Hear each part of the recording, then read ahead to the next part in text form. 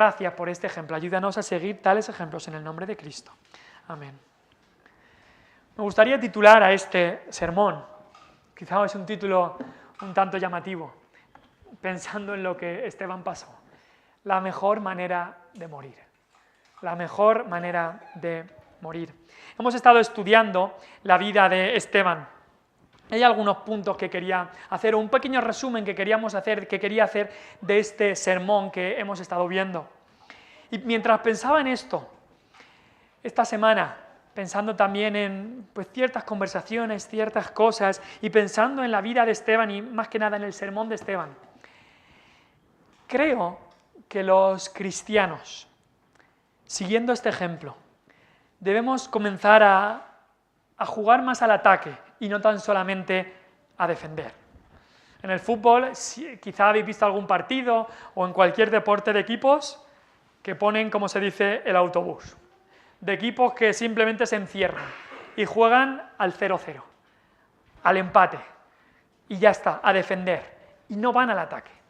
No quieren atacar, sus delanteros solamente juegan a la defensa. Ahora, ¿a qué me refiero cuando digo que los cristianos deberíamos pasar al ataque? Por supuesto, no me refiero a ningún ataque físico, no. Jesucristo lo dejó claro, que nosotros no estamos llamados a ir con la espada, no. Tampoco me refiero a que los cristianos debemos buscar de decir cosas ofensivas, de atacar verbalmente a las personas, tampoco. A lo que me refiero es que los cristianos debemos pasar cuando hablamos con las personas, pasar de simplemente defender lo que creemos a intentar ganar a las personas para Cristo. Debemos pasar del decir, yo creo esto por esta razón, que eso es más como defensa, a decir, ¿y tú? ¿Dónde tienes puesta tu confianza? Ahora, no es lo mismo decir a los demás que eres cristiano que hablarles de Cristo. A veces confundimos esas cosas y nos pensamos que como le hemos dicho que somos cristianos, eso es evangelizar. No, eso no es evangelizar. Son dos cosas diferentes. Una cosa es decirle que eres cristiano y otra cosa es hablarles de Cristo. No es lo mismo simplemente defender tu fe que buscar que otros crean.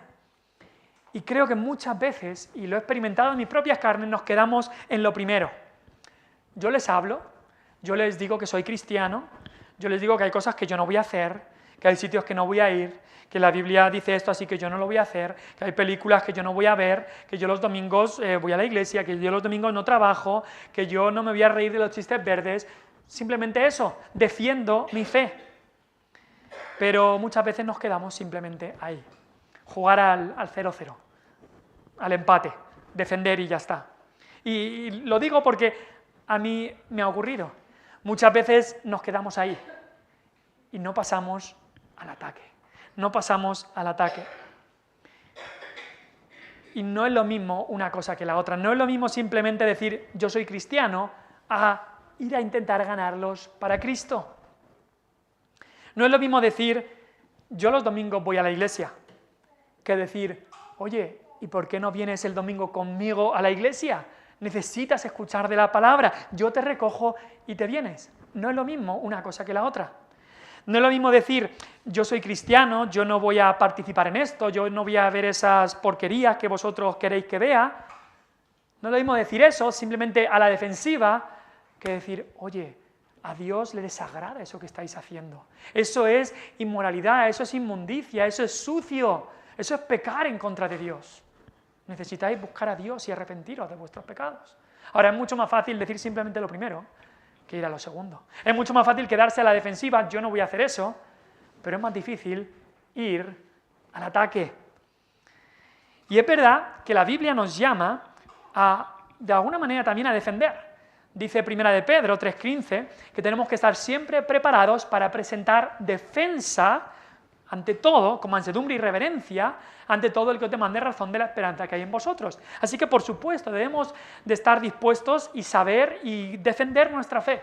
Y saber explicar por qué yo no voy a hacer eso. Porque yo los domingos se los entrego al Señor. Porque el Señor dijo, acuérdate del día de reposo para santificarlo. Porque yo creo que Jesucristo es el Hijo de Dios. Porque esto dice la Biblia y tal, y aquí lo dice y aquí dice tal. Debemos saber defender nuestra fe. Pero en primer lugar, Cristo no nos llamó simplemente a defender la fe, sino nos llamó a ir y hacer discípulos a toda criatura. Eso es a lo que nos llama Cristo. No a tener una actitud defensiva simplemente, sino a ir al ataque, a predicar el Evangelio a toda criatura, a meterle goles al enemigo. A eso nos llama Jesucristo. Eso significa que no solamente defiendes lo que crees, pero pasas al ataque, a intentar ganar a las personas para Cristo. Y una iglesia viva, una iglesia que cree en la promesa de Cristo de que Él edificaría su iglesia, una iglesia viva no se limita a defender su castillo.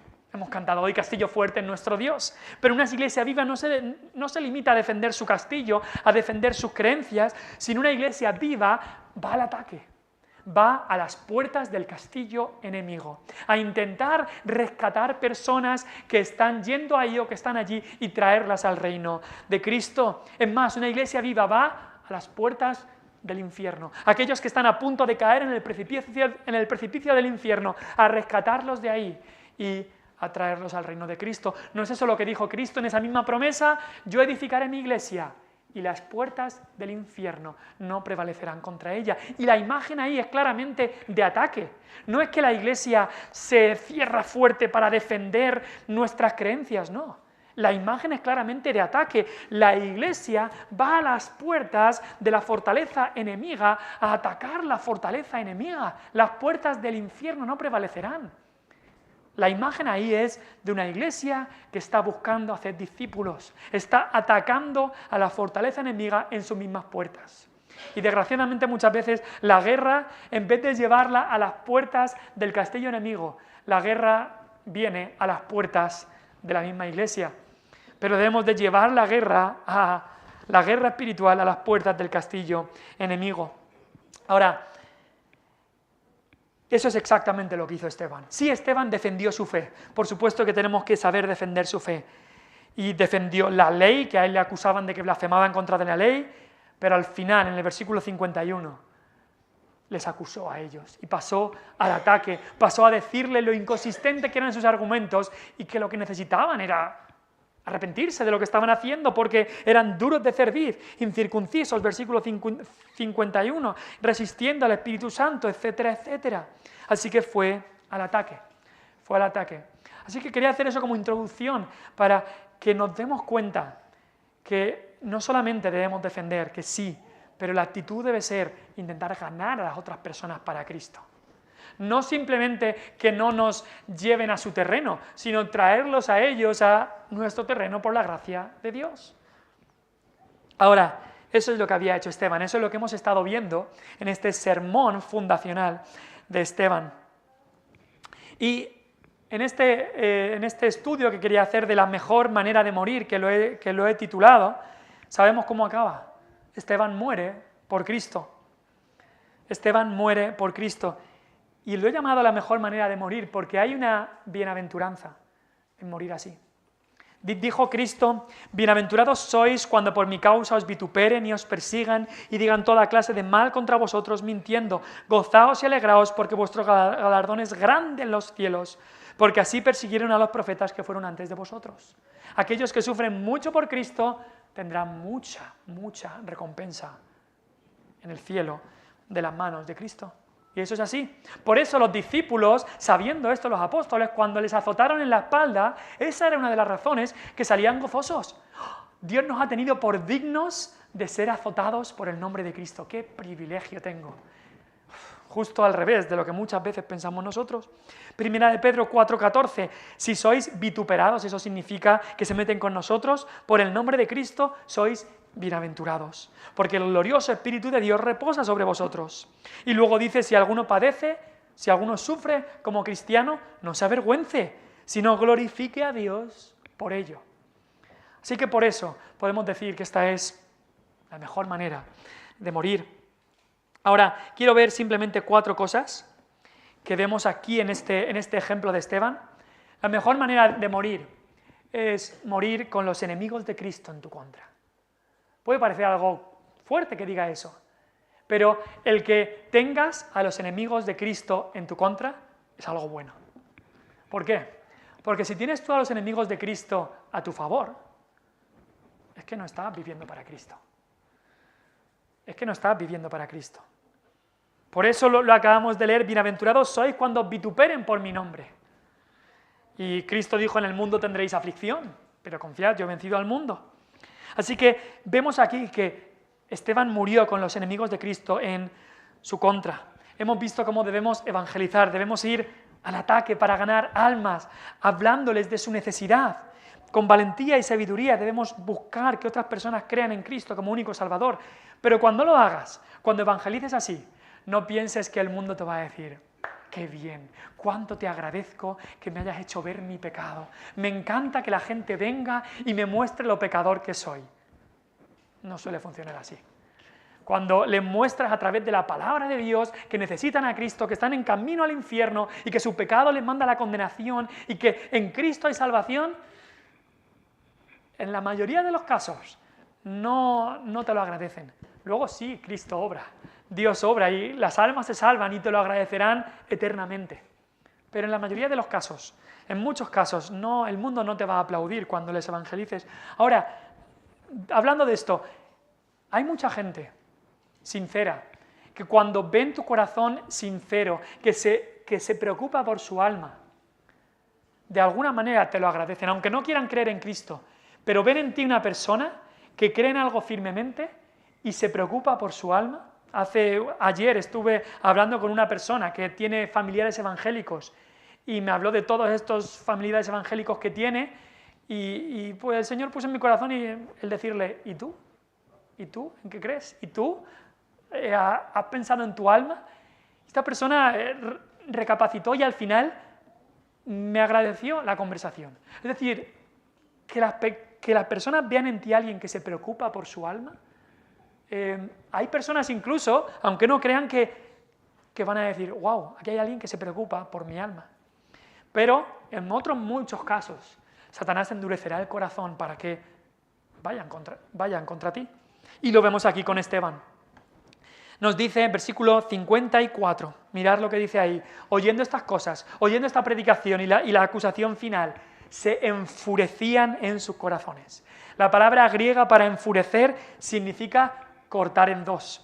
Y es que es lo que había pasado. Las palabras de Esteban, la palabra de Dios, el Evangelio, les había rajado en dos. Les había dejado sin argumentos. Los había rajado enteramente. La fachada que ellos tenían de apariencia, de piedad, se la habían desmontado.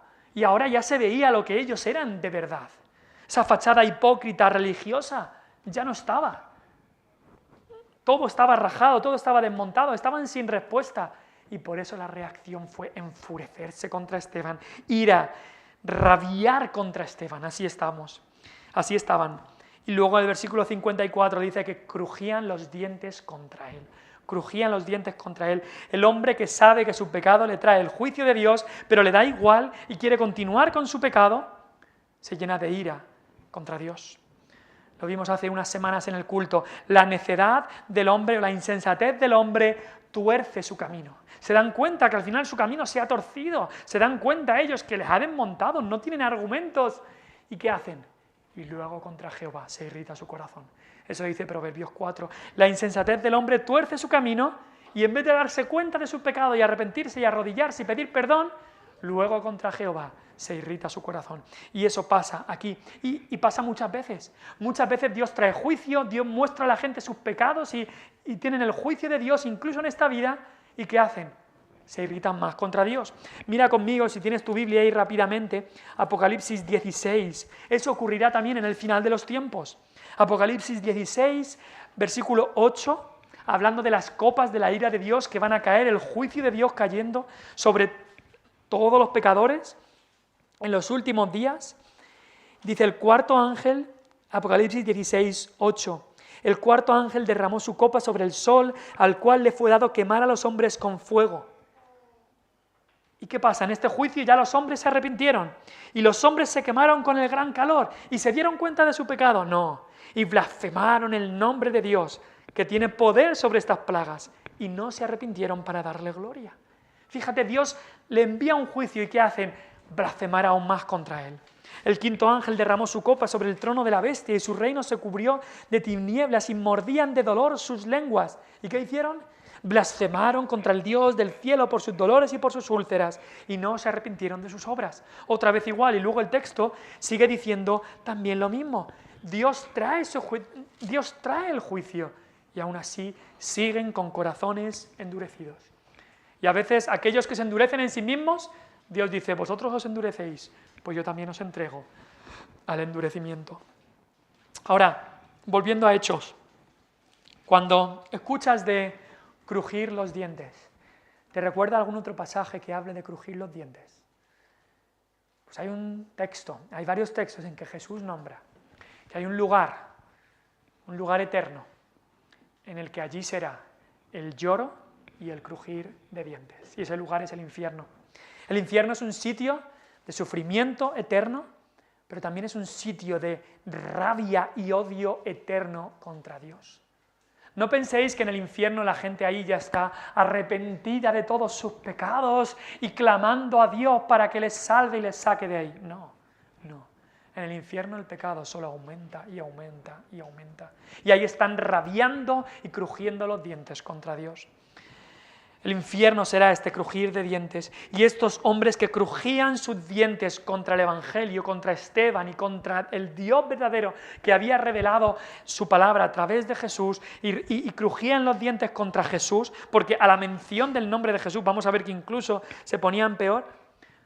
Ahora mismo, estos hombres que estaban ahí, muchos de ellos, ahora mismo, hoy en día, están crujiendo los dientes en el infierno. Antes los crujían contra Esteban, en su rabia, odio y desprecio, y ahora los están crujiendo, esos dientes en el infierno, por la rabia que tienen contra Dios. Así que es una muestra de dónde iban sus almas, de la gran mayoría que estaban allí. Incluso nos dice después, cuando Esteban habló de que veía a Cristo, versículo 57, comenzaron a dar grandes voces. Cuando Esteban habló de Jesús de Nazaret, que estaba en el trono, el Hijo del Hombre ya no está aquí, el Hijo del Hombre que vosotros matasteis y que ha resucitado, ahora está sentado en el trono. Y Esteban ve eso y ya empiezan a gritar, ya no se aguantan, no es solamente enfurecerse, crujir los dientes, sino que empiezan a gritar en contra de él. Y así es muchas veces lo que causa el nombre de Cristo sobre las huestes de Satanás. Odian, desprecian el nombre de Cristo y cuando lo escuchan solo quieren dar grandes voces contra él. Incluso dice después, se taparon los oídos. Se taparon los oídos. No pueden ni oír el nombre de Cristo.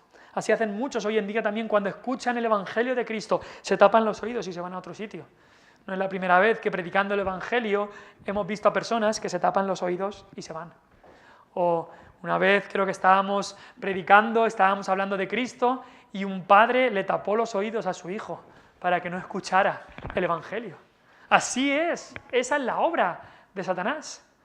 Me acuerdo en el testimonio de mi suegro, cómo antes de conocer el Evangelio él estaba metido en el ocultismo. Y la primera vez que escuchó el Evangelio con algunos otros que estaban hablando y él no tenía ningún interés, se fue a un lado de esa reunión y se tapó los oídos y se echó a dormir. No quería escuchar. Lo mismo están haciendo aquí. No quieren escuchar las palabras del Evangelio, las palabras que les hablaba Esteban de Cristo glorificado. Y vemos que no solamente es eso, es esa reacción, sino que hay una reacción de violencia en contra de Esteban.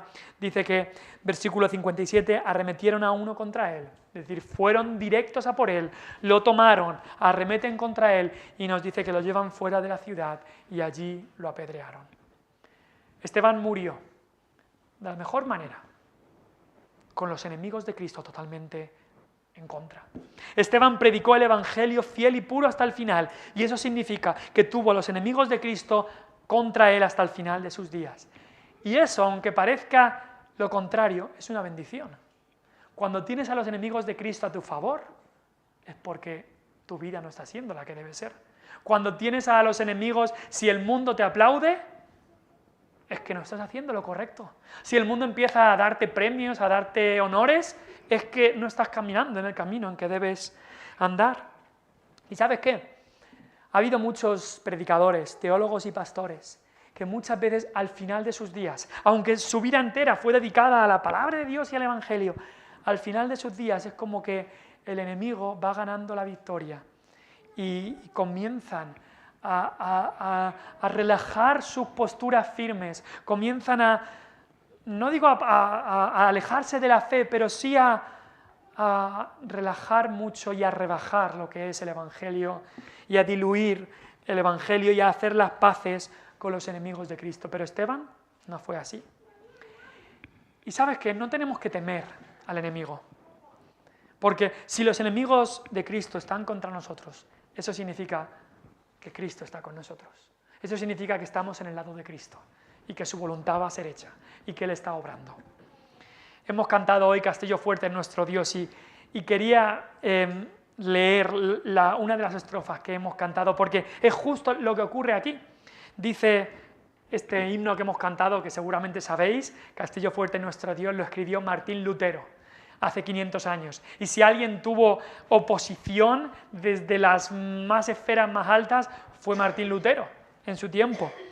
Y el Señor protegió su vida de una manera milagrosa, muchos ataques hubo contra su vida, muchos de sus compañeros fueron martirizados por su fe, de alguna manera Dios lo protegió para que él pudiera acabar la traducción del Nuevo Testamento. Pero en esta canción, en este himno que hemos cantado dice: y si demonios 1000 están prontos a devorarnos, no temeremos porque Dios sabrá cómo ampararnos. Que muestre su vigor, Satán y su furor, dañarnos no podrá, pues condenado es ya por la palabra santa. Curioso que en este himno dice también que muestre su vigor Satanás, que ataque, no tenemos miedo. ¿Sabes qué? Que vengan ataques de Satanás en nuestras vidas o contra la vida de la Iglesia o incluso contra nuestra integridad física, ¿sabes qué es bueno? Porque Satanás no ataca a la Iglesia que está muerta. Satanás no ataca al mundo, porque el mundo está en sus fauces, está en sus manos. Satanás no ataca al falso cristiano. Pero si hay una iglesia de Cristo que está predicando el Evangelio a toda criatura, viviendo fiel hasta la muerte, ahí Satanás va a ir a por ellos. Por eso dice Lutero, que muestre su vigor, Satán y su furor. Dañarnos no podrá, pues condenado es ya por la palabra santa. Y tú dices, ¿no podrá dañarnos? ¿Y qué hizo con Esteban? No le pudo dañar. Sí, acabaron con su vida, pero eso no es dañar. Eso no es dañar, porque esta vida al final acaba. La muerte de Esteban desencadenó, como veremos, el primer gran obra misionera y avivamiento, o el segundo gran avivamiento que hay aquí en el libro de Hechos. Así que una buena manera de morir, la mejor manera de morir, es morir con los enemigos de Cristo en tu contra. Pero, en segundo lugar, y esto es el punto principal aquí, la mejor manera de morir es morir con los ojos puestos en el Cristo glorificado. Estas reacciones de los enemigos de Cristo no le callaron a Esteban. El enfoque de Esteban no estaba en los resultados, de que si le gustaba el mensaje entonces seguía y si no le gusta el mensaje entonces cambio el mensaje. No. Esteban iba a predicar el Evangelio hasta el final. Sus ojos estaban en Cristo y en agradar a Cristo, y eso es lo que buscaba y es lo que tendríamos que buscar nosotros. No vamos a cambiar el mensaje según los resultados. A Esteban le importaba también bien poco que estuviera a punto de ser asesinado. Él tenía sus ojos puestos en Cristo y su corazón estaba con los ojos en Cristo. Pero Dios quiso también que en este momento no solamente fuera que su corazón estaba mirando a Cristo y confiando en Cristo, sino que Esteban tuvo en este momento una visión real de Cristo mismo. Una visión real de Cristo mismo. Sus ojos físicos pudieran tener esta visión especial y sobrenatural de Cristo en su trono. Como dice el versículo 55, puestos los ojos en el cielo, vio la gloria de Dios y a Jesús que estaba a la diestra de Dios. Y eso es lo que les dijo. Estoy viendo a Cristo sentado en el trono a la diestra de Dios. Cristo, como Dios y hombre que es, Vivió en esta vida, murió, resucitó, ascendió y ahora está sentado como Dios y como hombre, sigue siendo Dios y hombre, una persona en dos naturalezas, y está ahora sentado allí a la derecha de su Padre, sentado en el trono de Dios, intercediendo por su pueblo. Ahora, tú y yo seguramente no vamos a tener una visión especial, una visión así real de Cristo en su trono como tuvo Esteban, pero sí que debemos vivir y morir con los ojos puestos en Jesús, como dice el autor de Hebreos, puestos los ojos en Jesús, el autor y consumador de la fe. Ese debe ser nuestro deseo, vivir así cada día, mirando a Cristo, mirando a Cristo, mirando a Cristo. Y si vivimos así cada día, moriremos también así, mirando a Cristo, puestos los ojos en Jesús. Él es nuestro todo. ¿En quién vamos a poner los ojos? Si ponemos los ojos en las personas nos fallan. Si ponemos los ojos en un pastor o en un hermano o en una hermana, también nos van a fallar. Incluso en la iglesia de Cristo también nos fallamos, desgraciadamente. Pero si ponemos los ojos en Cristo, Él nunca nos va a fallar. Nunca, nunca, nunca. Y así Esteban tenía los ojos en Jesús. Y nos dice también que estaba lleno del Espíritu Santo. Y es que el Espíritu Santo siempre nos va a llevar a poner nuestros ojos en Jesús. Hasta el último aliento, Esteban estuvo lleno del Espíritu Santo. Eso es acabar bien. Hay algunos en la historia como Saúl que empezaron bien, lleno del Espíritu Santo, pero al final el Espíritu Santo le abandonó. Pero un deseo del corazón de cada uno de nosotros es: Señor, lléname hoy también del Espíritu Santo, cada día lleno del Espíritu Santo. Necesitamos la presencia y la unción del Espíritu Santo para vivir bien hoy y para acabar bien un día. Una cosa muy triste es cuando algunos cristianos acaban mal su vida. Qué tristeza, qué sabor más amargo deja en la memoria de los que le rodean, en la memoria de la Iglesia. Un cristiano que había vivido bien y en los últimos años comienza a tomar decisiones erróneas, comienza a alejarse, y dices, deja un mal sabor de boca. Y en el caso de Esteban no fue así. Lleno del Espíritu Santo hasta el último aliento. Ese debe ser también nuestro deseo. Ahora, la tercera cosa que podemos ver en Esteban, y es que esta es la mejor manera posible de morir. No solamente porque sí, tenía los enemigos de Cristo en su contra, pero eso significaba que estaba en el lado de Cristo, que estaban muriendo con los ojos puestos en Cristo glorificado, pero también murió con un corazón perdonador hacia los que pecaban contra él.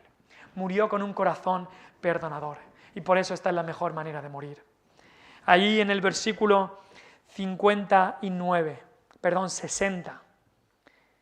me parece de alguna manera muy revelador, que está puesto de rodillas. Si le están cayendo piedras por todos lados, no, estar de rodillas quizás no es la mejor posición cuando te están tirando piedras. Pues él se pone de rodillas. ¿Por qué? Porque reconocía quién era Dios y quién era él. Se pone de rodillas y encima nos dice que clama a gran voz. Quería que esto lo escuchara todo el mundo. Los que le estaban apedreando, quizá también los que estaban... incluso aquellos de los suyos que estarían viendo, alejados, lo que estaba ocurriendo. Y dice en el versículo 60, puesto de rodillas, clamó a gran voz: Señor, no les tomes en cuenta este pecado. Piensa en esas palabras. Cuando te están apedreando, cuando sabes que vas a perder la vida quizá en la flor de tu vida, te están asesinando. Aquellos que odian a Cristo, te están asesinando y no por nada que has hecho, has vivido para el Señor, has vivido una vida piadosa y te están matando por eso. Y dice, Señor, no les tomes en cuenta este pecado. Hay un corazón perdonador. Ahora, por supuesto, en esto estaba imitando a alguien, estaba imitando a su gran Salvador, Jesucristo, que dijo allí en la cruz: Padre, perdónalos, porque no saben lo que hacen. Él fue justo el siguiente en morir. Esto fue un privilegio también en la vida de Esteban, ser el siguiente que murió. Cristo murió y después Esteban muere como mártir. Y dice, no les tomes en cuenta este pecado. Ahora, eso demuestra un corazón perdonador. Eso demuestra un corazón que no ha dejado ni odio ni amargura. Esa es la mejor manera de morir, con un corazón perdonador. Otra vez, muchas veces hay cristianos que han servido al Señor mucho, pero en sus últimos años dejan que el rencor, la amargura, vaya creciendo. La falta de perdón, no hay perdón en su corazón por cosas que le hicieron y van dejando eso que crezca y crezca. Y en sus últimos días no pueden decir las palabras de Esteban. A aquellos que quizá les habían herido, en sus últimos días, en vez de decir las palabras de Esteban, Señor, no les tomes en cuenta este pecado, están justo diciendo lo contrario. Están amargados, están con odio y con rencor y se acuerdan de cosas que ocurrieron hace 40 años, hace 30 años, hace 20 años y te lo pueden decir con nombres y apellidos y todo lo que pasó exactamente. Esteban no era así. No les tomes, le están matando, le están asesinando, están haciendo lo peor que se le puede hacer a una persona. Y dice, no lo tomes en cuenta, Señor. Yo no lo voy a tener en cuenta, no lo tomes en cuenta, Señor. Esa es la actitud que deberíamos tener como cristianos. Es más, este es un rasgo característico de los cristianos. Eso es un rasgo que nos diferencia de todas las demás religiones. Las otras religiones no predican este tipo de amor, pero Cristo en el Sermón del Monte nos animó a esto. Por esto yo os digo, amad a vuestros enemigos. Eso es una actitud cristiana. Una actitud cristiana no es amar a los amigos. No. Eso lo pueden hacer cualquiera. Una actitud cristiana es amar a los enemigos, bendecid a los que os maldicen, haced bien a los que os aborrecen y orad por los que os ultrajan y os persiguen. Eso estaba haciendo Esteban. Es más, en la oración modelo, en el Padre Nuestro, ¿qué decimos? Padre Nuestro, perdónanos nuestros pecados, como nosotros también perdonamos a los que pecan contra nosotros. Ah, no, yo perdono si me piden perdón. Eso no es lo que dice. Dice, nosotros también perdonamos a los que pecan contra nosotros. Un corazón perdonador es un corazón que muere bien. Es un corazón que acaba esta vida bien. Pero un corazón que no es perdonador va creciendo en todo ese rencor, amargura, odio, resquemor, resentimiento y no acaba bien, no acaba bien.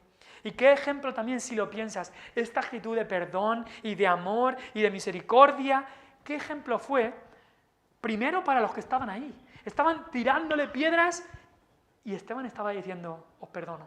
Señor, no nos tomes en cuenta este pecado. Y seguramente esas palabras tuvieron un efecto grandísimo en Saulo, que estaba ahí. Saulo de Tarso, que después fue Pablo. Esas palabras seguramente resonaron en su mente hasta que Cristo lo convirtió en el capítulo 9, como veremos. Pero no solamente en los enemigos tendrían un efecto estas palabras, también en los suyos.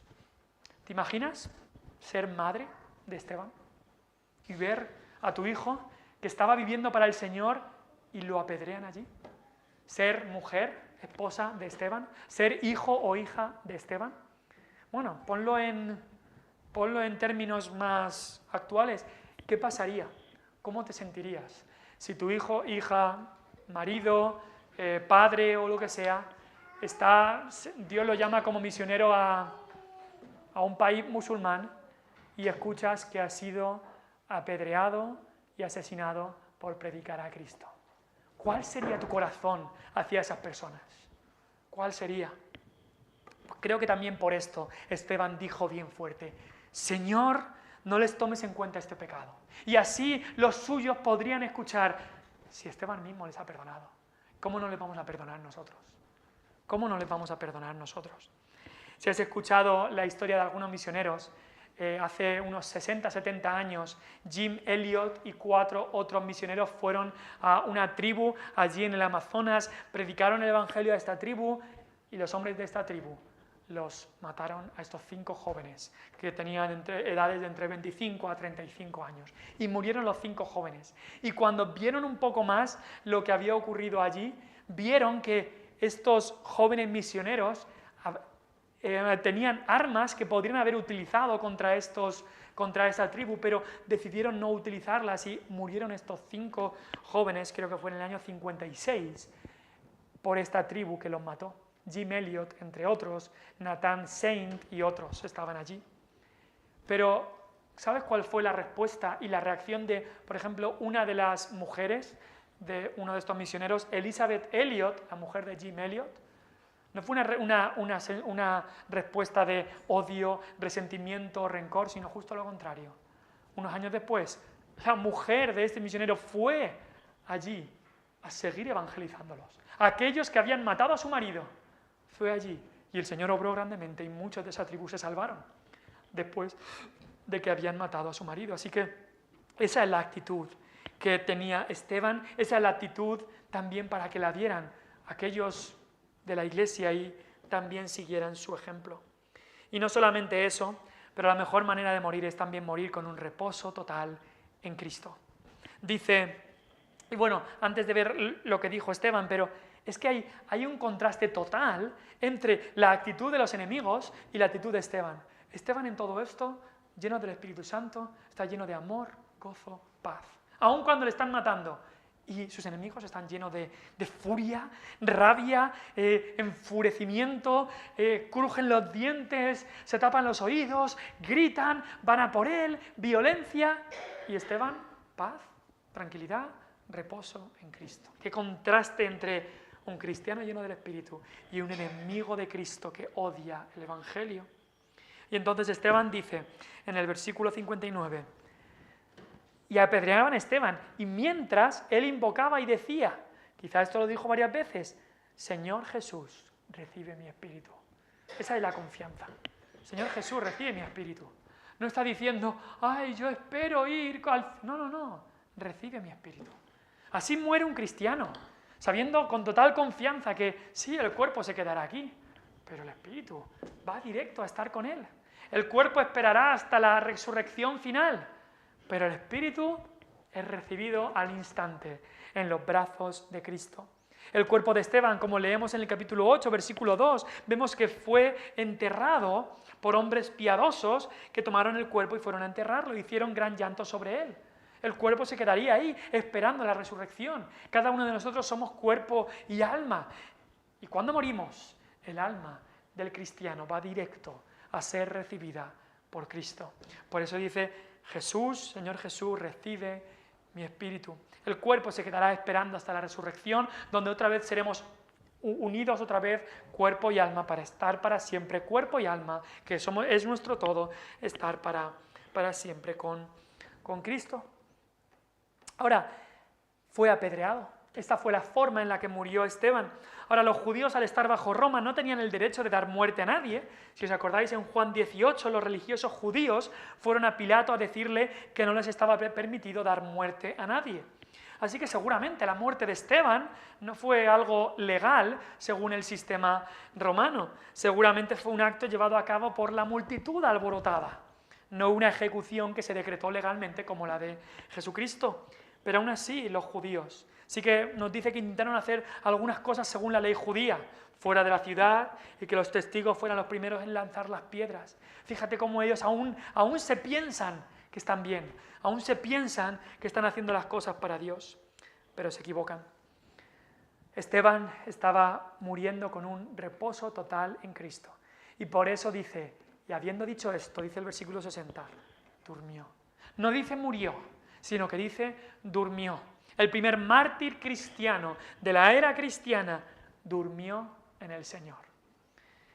¿Por qué? Porque simplemente su cuerpo estaba reposando hasta el día de la resurrección final. Y su alma es que ni paró de existir, su alma pasó de estar presente en el cuerpo a estar presente con el Señor. Así es como estuvo su espíritu. No hubo ni un segundo que su espíritu no existió, que su espíritu pasó por un... No. Su espíritu pasa igual que el espíritu de cada cristiano, de estar presente en el cuerpo a estar presente con el Señor. Así que él durmió en el Señor. Esteban fue el primero de muchos cristianos que serían asesinados por su fe. Veremos en el capítulo 12 que Jacobo fue el siguiente. Y después otros muchos cristianos en la historia han sido asesinados por su fe. Y este tipo de muerte que sufrió Esteban no es una tragedia. No es una tragedia. Muchas veces lo podemos ver como una tragedia. Pero cuando vemos el plan de Dios en todas las cosas, no es una tragedia, esta muerte es ganancia. Me acuerdo hace un tiempo prediqué sobre la muerte de Juan el Bautista. Juan el Bautista es el primer mártir del Nuevo Testamento, si se puede decir así. Pero el primer mártir de la era cristiana es Esteban. Y prediqué sobre la muerte de Juan el Bautista Y alguien en el vídeo de YouTube que puse, porque hablé de cómo Él dio su vida por Cristo y así deberíamos también nosotros, y alguien en un mensaje ahí en YouTube dijo, mira, yo soy cristiano, pero a mí eso de estar dispuesto a dar la vida por Cristo, yo no. Yo prefiero guardarme, yo prefiero estar tranquilito que arriesgar mi vida por Cristo. Eso es una pregunta que nos tenemos que hacer.